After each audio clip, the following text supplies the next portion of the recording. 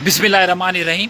अस्सलाम वालेकुम मेरे नौजवान साथियों, यही है सेक्रेटेरिएट की सरजमी जहां पर केसीआर ने हमारे दो प्यारे मस्जिदों को शहीद कर दिया। आप देख सकते हैं कहीं भी मस्जिद का नामो निशान नहीं है। केसीआर साहब, मैं आपको आगाह कर रहा हूं, आप जल्द से जल्द ये मस्जिदों की तामीर शुरू कर दीजिए। और फिरोज़ खान की सरपरस्ती में हमने यहाँ का मुआयना कर लिया और हम बहुत जल्द यहाँ पर नमाज अदा करने वाले हैं।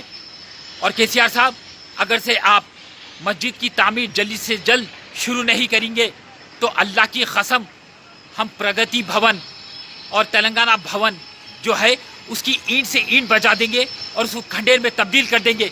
ये हमारा ओपन चैलेंज है आपको। आपने हमारे प्यारे मस्जिदों को शहीद कर दिया। आपकी बाप की जायदाद नहीं है वो आपके बाप की ज़मीन नहीं है, वो हमारी मुसलमानों की ज़मीन है। जल्द से जल्द आप दो मस्जिदों की तामीर शुरू कीजिए। अल्लाह अकबर, खुदा हाफिज़।